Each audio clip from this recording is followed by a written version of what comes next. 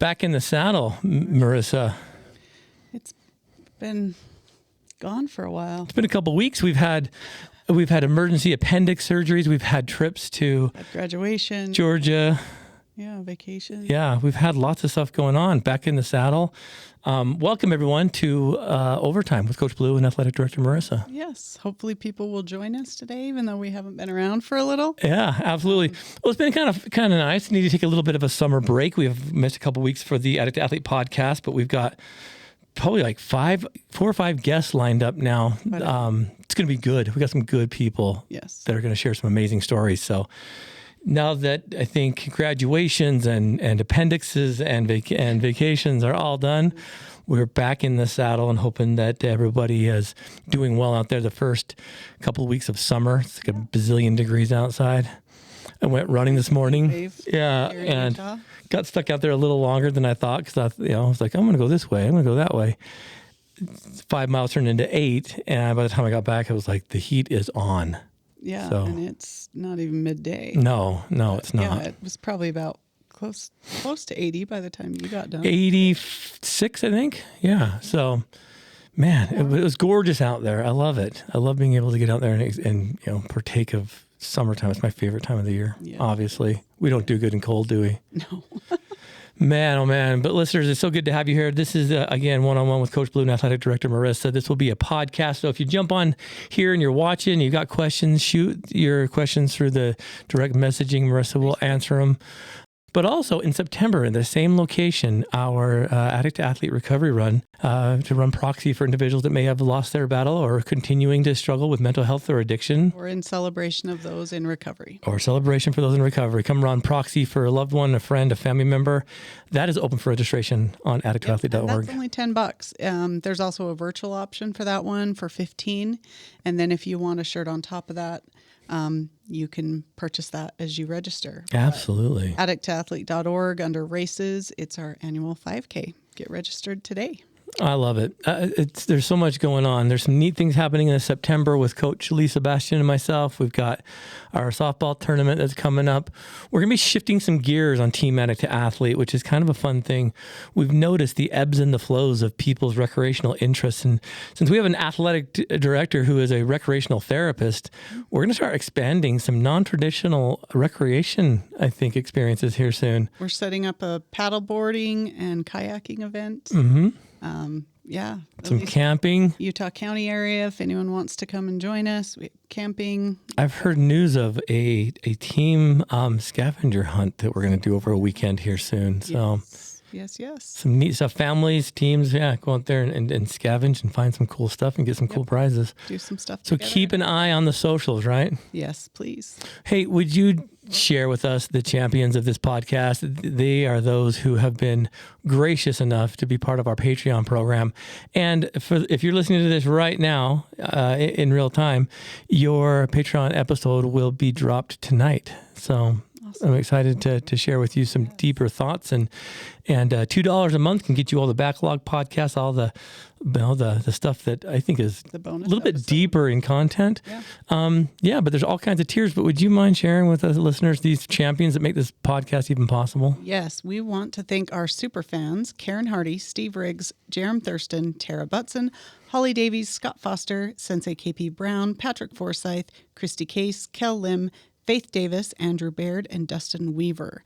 Thank you to our super fans. Then we want to thank our rookies, Earl Dyer and Brad Waldron, and our pro level, Justin Robbins, Gary Thurston, and our champion level Patreon, Shad and Freya Robison. Oh my gosh, all those are fantastic people. I love them all. Yeah. If you're interested in becoming a Patreon subscriber, you can look at patreon.com/addictathlete and find a tier that works for you. Like Blue said, starting at $2 a month, you can get all the backlog podcasts, all that exclusive gear, and exclusive swag just for our Patreon people. Absolutely. And I would love for you guys, if you can, to jump on there, make sure that your Patreon shirt sizes are accurate, because those will be ready very soon. Want to make sure that we get you guys the right shirt. So Yes. excited to ship them puppies out. Nonetheless, we got lots of stuff to talk about. Holy cow. It's been 3 weeks, I think, since we've done one of these. Yeah. And, it all started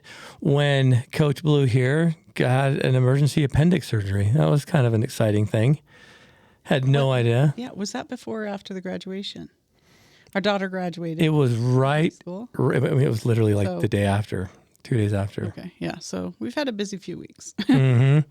Yeah, I was running up Dry Creek, going up to Indian Springs to kind of do a little field review because I was asked to help out with the Tim Trails half marathon and marathon. Yes. And I love Indian Springs. It's 3 miles from the bottom of the parking lot to the location where this water comes right out of the ground. It's the Indian Springs. It's a beautiful location. What do you mean by water comes out of the Literally, it's like that's where this little stream starts. Like just pumps right out of the mountain. It comes right from the ground. There's not a factory up there. No, there's no Oompa Loompas up there. That's a real aquifer that you can get fresh mountain spring water. And I'm not sure how far down it would have to go before it becomes, a possibility of Giardia. But right there, where When you it see comes it out of the coming out, it's brilliant.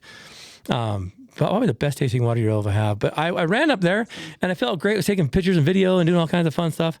And about a week before that, I started noticing some gut pain. I'm like, that's crazy. But I always write everything off as gas. I have crazy digestive system anyway. You've had a lot of stomach issues over the years. So that's so just another nothing new. But then I go over on Friday evening. That was Thursday. Friday, go over to Sean Christian's house, who was one of the race directors for that. Loaded all the supplies up, got everything ready, had everybody in line to pack this stuff up. And then Thursday night to Friday morning was absolute hell. Friday night to Saturday morning. Yeah, no, it was. Okay. It was Thursday to Friday. Like I said, I'm just been in a blip. My gosh, it felt like I was getting like low blowed sucker punched by Mike Tyson, and needless to say, I went to the hospital. Ta-da, appendicitis removed. So It's the appendix surgery. the hardest part about that is not being able to run or to recreate because I was right in the middle of some heavy duty training, which may have jostled the insides a little bit. I don't know, but this is something that's happened for years. But the crazy part about all that was they were gracious enough to nominate me for a service award, and I had to blame shifted over to everybody else You because ghosted them on the yeah, service. man. I was like, oh, that was. You've served with that. I race know. For a long time though. It is irony at its finest, but no, it was great. So we had that with graduation, and then we just got back from the southern regions of the country there, Georgia, down there towards the bottom in Savannah, Georgia, for our daughter's senior trip, which was absolutely phenomenal. Got to visit with my brother, who I haven't seen in decades. Years. Literally. Got to know a little bit more about him and about what made us tick as children. Yeah. Filled in a lot of gaps, which I thought was kind of crazy. Yeah. And I remember being fairly nervous going out there. I told Savannah, our daughter, I'm like, this is kind of weird because I'm not really used to this. Yeah. I don't really know him that well. Well, I mean, we were trying to put numbers together, and he's 10 years older than you. So he was 10 when you were born, and he left home at about 17, 18. So you were only 6 or 7 when he left home. Yeah. And overall never really saw or talked to him much again. Then he moved to Georgia, and we've seen him maybe 2 times. I met him for the first time in maybe 10 years. No, not even 10 years ago for the first time I met him. And then when your mom passed away, he came out, which was a year and a half ago. And that was the first time I ever really had a conversation with him. And that was an eye opener. I think we discussed that here on the podcast. But man, it was awesome to be able to visit with him, to be able to his wife, to be at his home and to see how we've all kind of done our things despite the trauma and the goofiness that we were raised in, to have some kind of normalcy in life. It was kind of a crazy thing. Yeah. Your mom got married at 14. Yep. He was her first, so she was 16 when she had him, still a baby, and oh my goodness, you guys went through it. Yeah, but it was awesome to be able to just spend some time down there. If you've never visited, Georgia, those southern states, I highly recommend it. It's a different pace of life down there. Yeah. Yeah. Our kids all have, location names. So we've told them we'll take them to their location for a graduation trip. And even at first, I think Savannah was like, can I go to Hawaii? Mm-hmm. And we were like, no, we're going. And oh my goodness, I don't think she would say that now. I think she chose wisely. Fell in love. And so did we. Like, oh my goodness, it's beautiful there. Yeah, it was awesome. So that's our excuse for not indoctrinating you with one-on-one with Coach Blue. But here we are back in the saddle. For being gone. And, there's been some awesome stuff that we've noticed, things that have made us want to, again, maybe just revamp a little bit of our approach and whatnot. We've noticed significant changes in not just participation in our meeting, but to participation in meetings all over. In lots of things. I was speaking with an individual who's very strong in the 12-step programs, and he was talking about significant number reducement since, since COVID. Yeah. And it changed. I'm curious what that is. I mean, obviously, our program's designed to be more movement-based, to be more active, with therapeutic content to it. And we've got our diehard groups, and I love each one of our athletes. And I know they invite people, but I'm wondering why people are so withdrawn now. Yeah. Like, if it's not convenient or Uber driven over to them, sometimes they have a hard time now getting back into the swing of things. It's been years. And this isn't just with the recovery groups. This is with ecclesiastical experiences, spiritual things. It's about gym memberships. I know there's issues with school and kids, just like attendance in school and has severely dropped. It's everything.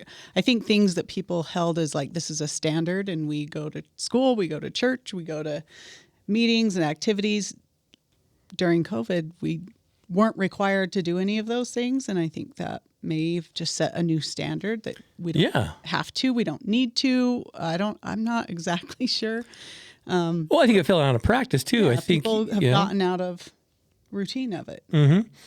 But the isolation, I think, done some pretty significant damage, specifically in the mental health and addiction worlds, right? For sure. I'm seeing a lot more relapsing. I'm seeing a lot more mental health diagnostics. I'm seeing tons of marriage and family problems. Mm-hmm. And I'm curious what that is. I think with some of the more non-traditional outlets for recreation that we want to plan, it's going to take some comfort zone, movement for people.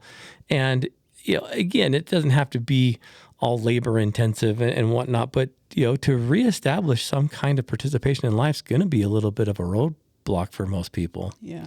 Yeah. The social distancing thing, I think, was kind of interesting. And I remember them saying that, and I don't think that we've ever rebounded since. I don't think we've rebounded since then, where it's everyone kind of is at bay.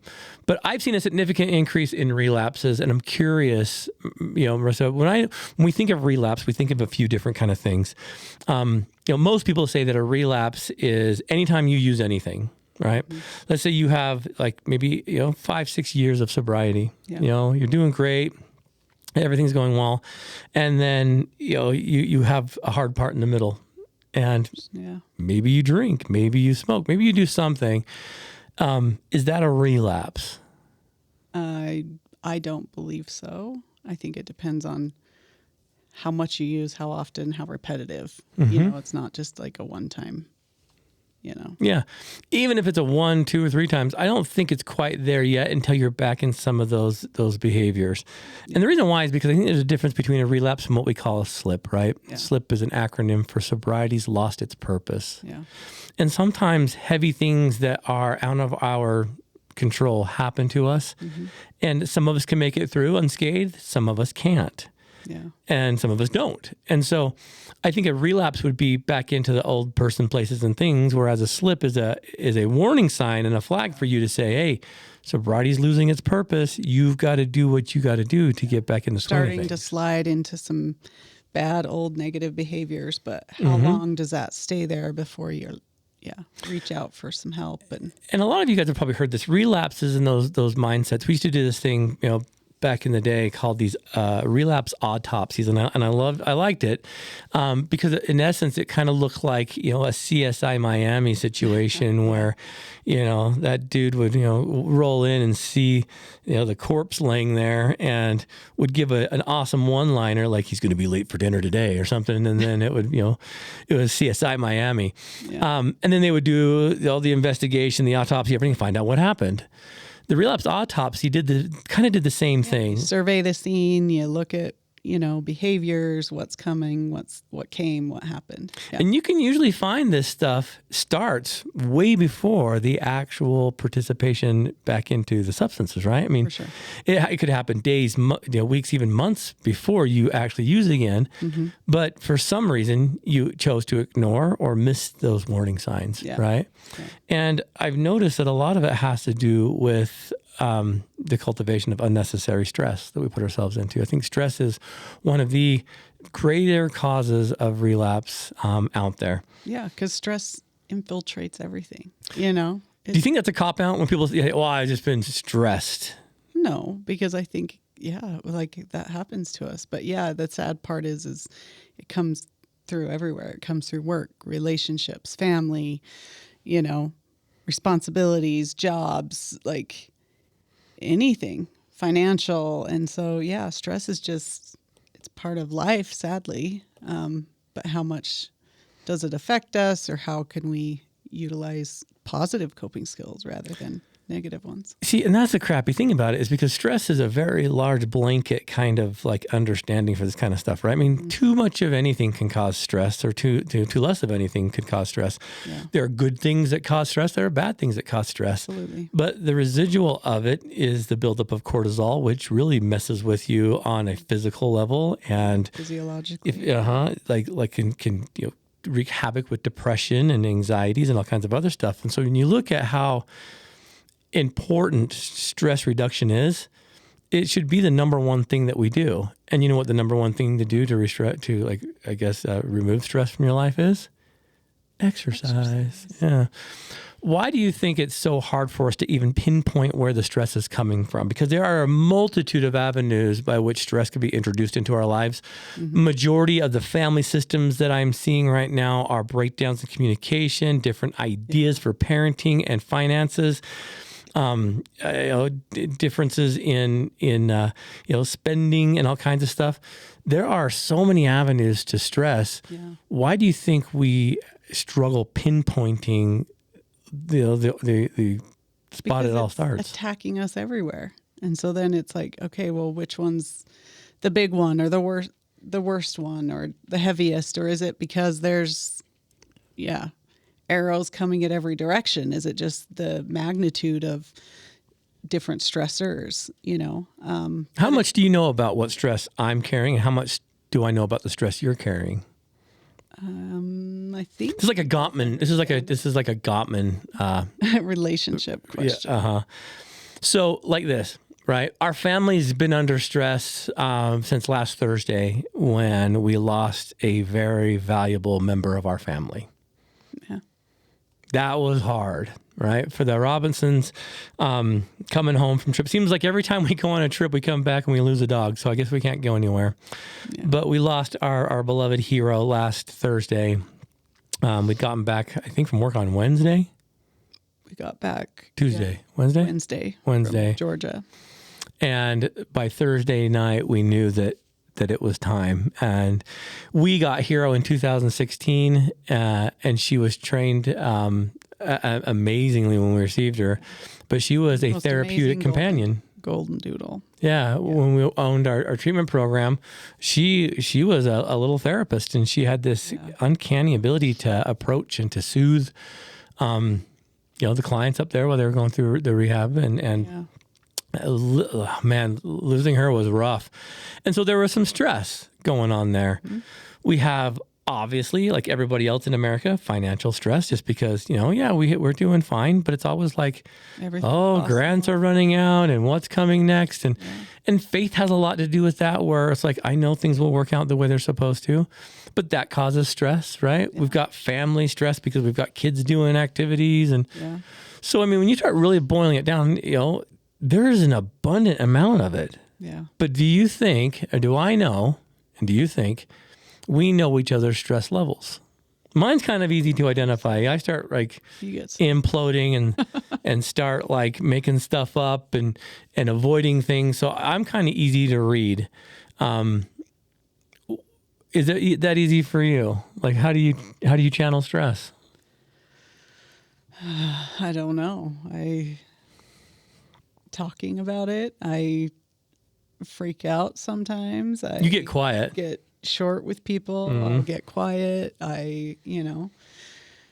But I think we understand each other's stressors pretty well. And, it doesn't mean I'm always aware of the things that are stressing you out, because when I'm overly stressed, it's hard to like view things from your perspective and go, oh yeah, but he's stressed about this and that because I'm feeling overwhelmed. Yeah. But I think we understand it.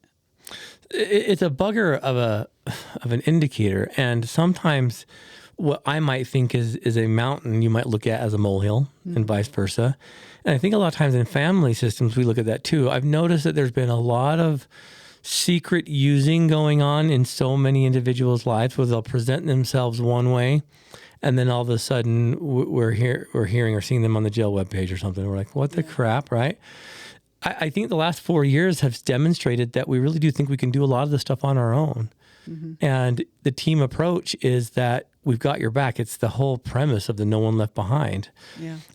We've had a couple of group members that have struggled significantly, but haven't raised the hand or the flag to indicate there's something wrong.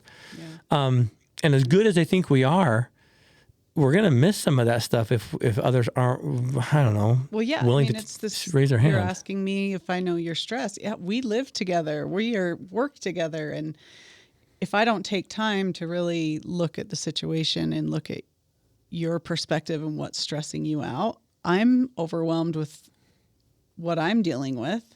And so, yeah, you miss it. So let alone if it's a coworker or just a friend or somebody you just run into every, once a week. Yeah, it's easy that everyone gets lost in the shuffle. And it's hard to stand up and say, hey, I need help. I'm struggling. One of the main staples to cope with stress is to keep a positive attitude, which is dang near impossible when you feel as though your world's collapsing. Like it's a choice to see the brighter side of whatever problem. And I think of that sometimes, and there's times when I'm like very optimistic when, we put in for a couple of grants, and due to technology and some issues, it wasn't submitted on time. Yeah. And even though it said it was there, it wasn't. There's so many issues there, and it's so easy to get frustrated and mad and upset. But what is that going to do? How in the world, when things seem so urgent, can you lean on just keep a positive attitude? Yeah. Why is that so important? Well, PMA it helps us. Are we optimistic or pessimistic? And if you're more pessimistic or getting down, it's going to be difficult to get up and try again, or to find the next application we need to be applying for, to do the next thing. And so, yeah, being able to stay positive wherever you can. Usually motivation comes from the successful completion or achievement of something, even if it's a small, simple goal. Yeah. So the little things you can do every day help give you a little bit of, I guess, a dopamine dump to do the next thing and the next thing. And so if you get really depressed and down, you don't have the oomph to do it. So yeah. So you hear this a lot too, right? That you've got to understand that there are things out there that you just can't control. Yeah. And that is a hard thing for most people to wrap their minds around, because we so want it to go our way. And when we start really understanding that when you boil control down, it doesn't even exist. Well, and then it's easy, and you want to like blame somebody for it, like that's the best. If it is out of your control, then it's his fault or her fault. When you can blame someone, that's the best. You're right. But we've talked about this 1,000,001 times. Trying to control something's like you grabbing a fistful of sand and wanting to take it home, and so you grab it and just hold it as tight as you can, and you will lose every grain of it. Yeah. And if you want to kick it home, you've got to scoop it gently and kind of hold it close. Yeah. And you'll lose some still. Yeah. But you'll retain the mass. And I think that is the best form of control. I'm working with a couple right now where that is kind of the premise of their relationship is one wants to control it and the other's like, it's delicate. It's going to break if you do that. Yeah. And they're kind of on the downhill spiral because control doesn't exist. Yeah. And when you try to control something and it's not going your way, what does it create? Stress, right? Yeah. I think being able to manage time more effectively is a great way to reduce stress. I still get caught in this stupid thing. Like, got here at 6:15 today, and was going to go out and run immediately. But I'm like, all right, I got a few things to do. Sort of sliding back into the social media distractions again. I'm like, oh my gosh, and then I'm like, I just got to go. I have a time management in me. We have a love-hate relationship, we truly do. Being able to set limits appropriate and to say no when you're overwhelmed and to be able to understand what you can and can't do is a big part of managing stress. Oh, for sure. Like if you can't manage like issues that are happening in life alone, that's when you've got to realize it's time to ask for some help. And so I guess we're talking about this for a few specific reasons. One is because a lot of you are battling this stuff alone. And the social isolation that was created 4 years ago still might be plaguing some pretty heavy space in your heart. Yeah. And I'm not saying you got to go to the 12-step meetings or Addict to Athlete or whatever, but you've definitely got to get out of whatever patterns keeping you stuck. Well, and things have changed. So obviously, something that maybe worked for you in the past may not work for you now. And that's okay. But you've got to be willing to try something, to do something new. Try some of the old stuff. Maybe it will work. Try some new stuff and see what feels right. Yeah.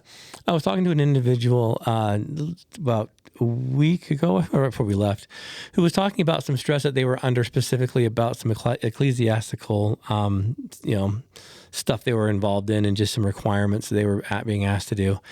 And they were saying, they've always been taught never to say no. And I'm like, sometimes you have to. Sometimes you've got to be able to say that.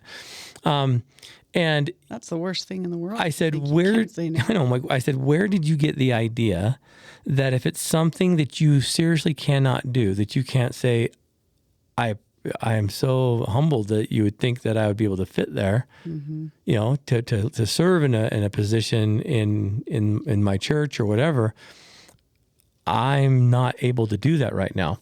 And we get pinched when that happens because then we get this unrealistic expectation that like, I can't say no, because what if I say no, I'm saying no to God. And that has created a ton of stress in this person's life to where he's fully detached. And I'm like, dude, people have a hard time with sometimes perceptions of disappointment. Does that make sense? Yeah. Like, as if, the trickle chain all the way down is going to be God up there on the cloud with a little chalkboard being like, there he is. Said yes, there's the positive to get. And I got thinking about this on my run today because I was listening to this podcast. It was talking about like the significant amount of chaotic behavior that's been justified through religious orientation. It's talking about why are so many people doing such crazy things? And it was a deep dive on that. Is that Micah Miller? Is that the girl that was married to the pastor in some church back east? Yes. And as I was listening to this, I'm like, there are significant warning signs that people just ignored. And, a lot of it was he would never allow her to say no to him, whether it be something he wanted, something she wanted to do, whatever. It was this weird kind of like domination. And then it started spinning off into other religious, aspects and people committing, significant crimes under the banner of a religion. Yeah. And, it got me thinking like, what's happening out there with people who take the extreme approach to this kind of stuff. Even whenever we take an extreme approach to anything, it will not work, whether it's a diet, whether it's your recovery, whether it's, your religious, orientation. But it works for a little while really well. Oh, well, yeah. And why does it work for a little while really well? Because it's intense. Yeah, right? it feels and anything good. with a lot of intensity and work. But yeah, if you're looking for like long-term changes and fixes, It doesn't a little work. bit goes a long way. Yeah. But it also means that your reward is going to take longer to get there. Absolutely. People want everything right now, right fast, Mm-hmm. immediate, Yeah. And, the theme, again, I was catching with all this is the tremendous stress that it creates. And then what do we do to try and vent that stress? Well, we go down the rabbit hole of whatever substance or activity that's going to distract us, whether it's pornography or substance abuse or gambling or shopping or eating. And what happens with all of these pathways that we take to try and feel something usually ends up in a negative attribute, a negative response, a negative action being taken. Yeah. I mean, there we are in Savannah, Georgia, and we're eating at this place, a pirate house. I don't know what it was, but it was a legit pirate house. Like that's what this was. One of the first buildings built in Georgia. 1734. 1734 turned into a tavern. And underneath this tavern, they have these secret tunnels that lead right out to the boat docks. And what would happen is all the locals and dock workers would go in there and get drunk, and then they'd pass out, and then the pirates would scoop them up and shimmy them through those tunnels, and they'd wake up the next day in the middle of the ocean with a new job. Like, hey, he looks like a tough, hard worker. Yeah. Take him. And we were sitting there, and we're kind of laughing at it. I'm like, I tell my daughter, I'm like, do you know how many times people have been intoxicated and ended up in a situation like that, where it's, in an accident, having hurt someone, being stolen and taken to sea. Like there's so many things, but why are they doing that? To relieve stress. What's it do? It causes more. I mean, you're talking about DUI accidents and all kinds of issues. I'm reading a report today about this new syndrome that they're starting to see with people that are becoming chronic cannabis users, and there are some significant mental health concerns they're starting to see now, and it's a brand new term. And basically what it is it starts emulating and mimicking like severe panic attacks and issues that are turning into some mental things. And the reason why they're struggling with what this really is because none of it happened until they started using significant quantities. And I'm like, all right, so now we've got some other issues we got to start looking at there. So there's all these methods that we try to do to relieve stress. Going to church and being spiritual, stress reliever, until you take it to the extreme, right? All these avenues. Yeah. What is the best method to avoid those pitfalls? Balance. Moderation. Absolutely. Yeah. Yeah. And when you start looking at balance, I mean, again, let's take it down that religious path, right?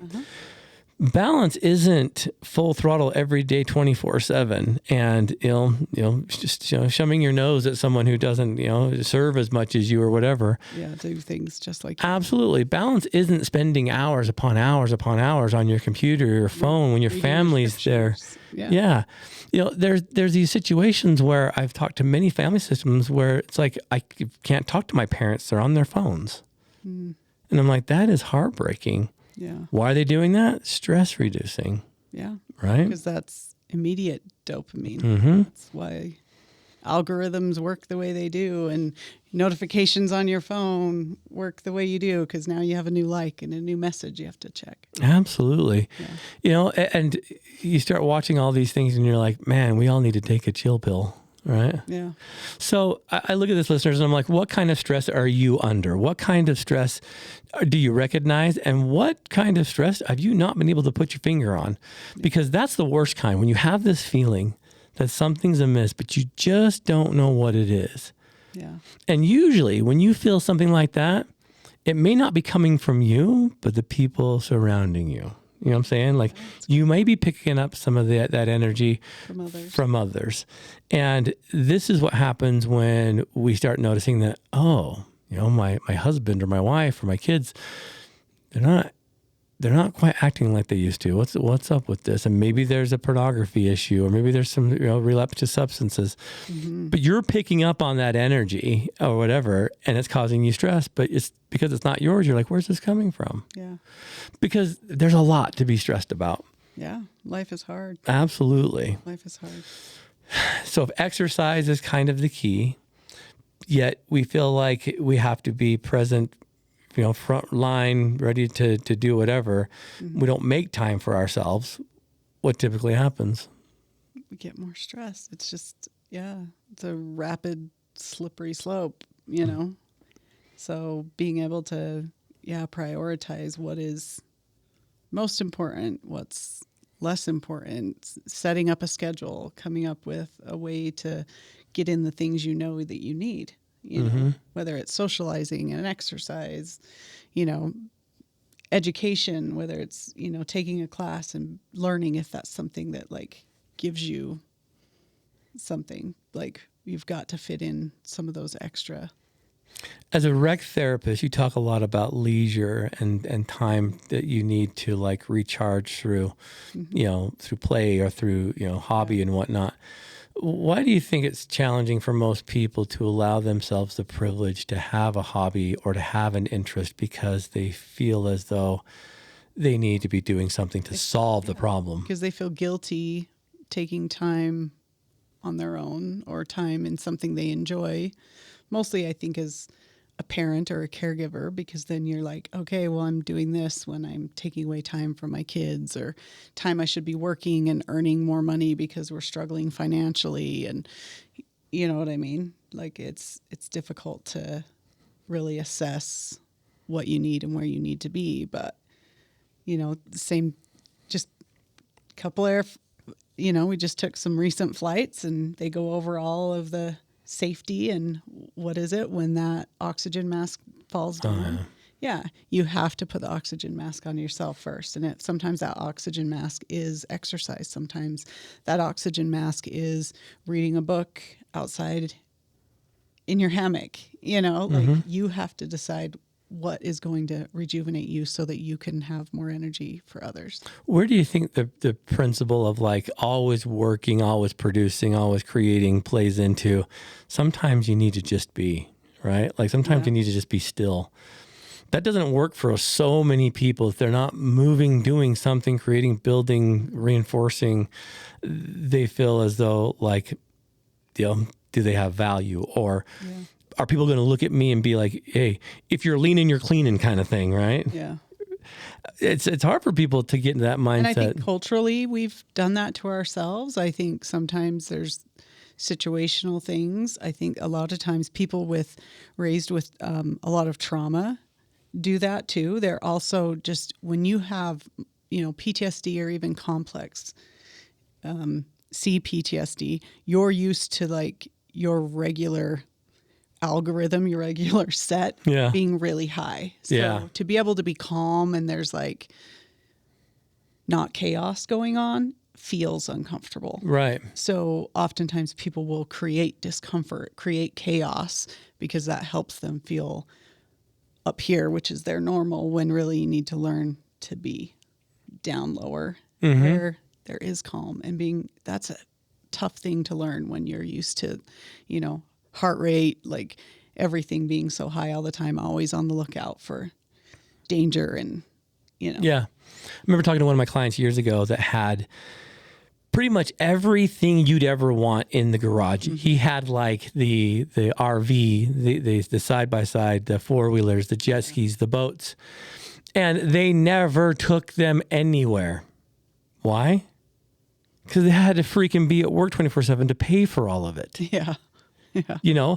And so they would have this one special week out of the year where they could take it all, right? But then when they came back, it was flipping chaos because then it was cleaning and so I'm like, is that even worth it? Like, is that seriously fun? Like you got all these amazing toys and all this amazing stuff, but like, you're afraid to get it dirty. You don't have time. You've got to pay for all this kind of stuff. You've become a prisoner to that finance, and then that creates stress. I remember neighbors growing up that had all the funnest things at their house, but yeah, no one ever wanted to hang out and play there because the parents were so anal and strict about keeping things clean. Like you couldn't go and play there and enjoy the toys and things. It's like Cameron from Ferris Bueller's. It's like he lives in a museum, right? Yeah, I always think about that. It's so true. And I like keeping things nice, but guess what? Stuff's going to get used. That moderation, that's what we're talking about. And if you have created an amazing adult toy box, yet you've become embedded in creating money to finance it all.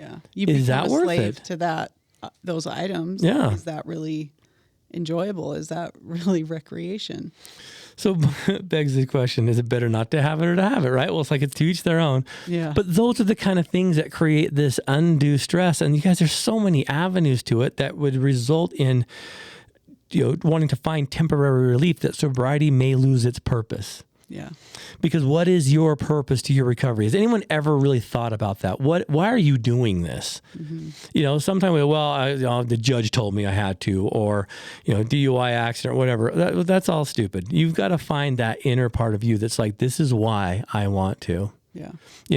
And for me, one of the greatest things is that I'd already established some sobriety is a time while we were dating that we went to California and we were standing on the beach, in somewhere, probably Huntington Beach, I don't know. Mm-hmm. And I remember thinking, I want to bring my kids here. That was years before we had children. Yeah. Because I'd never seen that as a kid. Yeah, that was our first time. I would always see my friends come back with these amazing things, like they'd have these tags on their coats. I'm like, what are those? Everyone has those. These are my ski passes. I'm like, skiing, what's that? It's like sledding on your feet, like all these things, right? Yeah. I remember when my friends went to Hawaii, came back with this, probably like an O'Neill shirt or something. It was like Hawaii. And I'm like, dude, where do you get that? You went to Hawaii? I couldn't fathom how anyone even made it there. Did you swim there? Like take a boat? Like, no, an airplane. Yeah. And I'm just like, you've got to be kidding me, And so we just grew up thinking that was never going to happen. But I remember thinking that my sobriety means that I get to have these deep experiences. And so there and where we were on Tybee Beach in Georgia, the Atlantic Ocean at our feet, incredible. And yeah, it caused stress because then we got tackled by a rogue wave and all of our stuff got wet, but it was fun. All these things. And I'm like, that was a huge stress reduction, right? Well, and then you get our bill today and like, oh crap, there's some stress. But guess what? Like, that's why it was a really amazing experience. Yeah. And it's being able to have some of that self-awareness that you can sit down and evaluate it. Mm-hmm. Like, is this worth it? Is it not? Is it causing more stress on the other end, or where can we find that happy medium that we enjoy it? We enjoy the experience, even though, it takes a time away from work. It takes whatever. Inconvenient. You're going camping. It takes a lot of work to pack up and have these experiences. And is that worth it to you and your spouse, your kids, your family? You guys have to sit down and decide what is worth the time and effort. Absolutely. And if it's causing stress on top of stress, then maybe that's not what you want.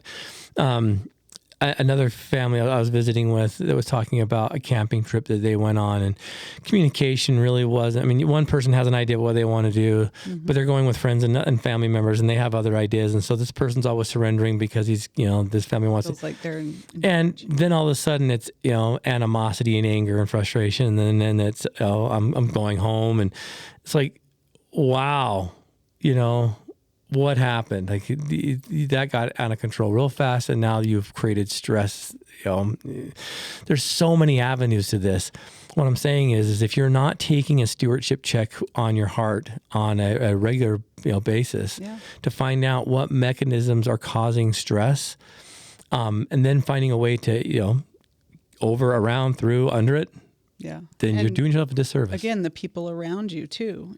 Like, is the experience great? Yes. But then, okay, if the spending is out of control and that causes more stress on top of it? How can we talk about, okay, well, how can we reel that in but still have the experience? And, you know, because one part of a vacation may stress me out but be totally perfect and great for you. So how can we help each other, you know, all together? Yeah. So that it becomes an enjoyable experience for everyone.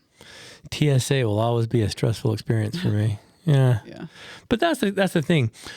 Unchecked stress turns into unplanned relapses. You know what I'm saying? Every time. Yeah. And so in order to do that, we've got to maintain some kind of mechanism to reduce it. Health and recreation, eating, sleeping, you know, exercising, moving, all that stuff is fantastic. But then comes parts of like being able to problem solve, resolving conflict. You've got to be able to communicate well.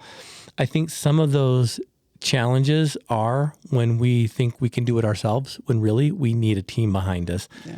That's why participation in things like Addict to Athlete, 12 Steps, and the myriad of programs and outlets out there should be looked into for you guys, right? Yeah. Absolutely. So that was quite a soapbox. I'm excited to share with the listeners as we get, you know, further down the line with a few things like opening some different chapters of Addict to Athlete and looking at, you know, possibilities of a few more. If you'd like more information on what Team Addict to Athlete does, maybe even looking into creating a location or a spot in your own community, jump on addicttoathlete.org and you can find our online, recovery coach training. Yeah, under resources. Under the resources tab. I've seen so many people find purpose and direction by, you know, jumping on and becoming like that person for a community that needs it. And we've got a few that are taking the training right now. We've got a lot that have just completed. And so look forward to sharing some of those new experiences with all of you. But more importantly, we'd love to hear where you guys are from, you know, your successes. I'd love to see the weekend worrying that goes on. Yeah. You know, if you guys got medals or races, achievements, things like that, like throw some socials up there. Let's see what you're doing. Get a team behind you.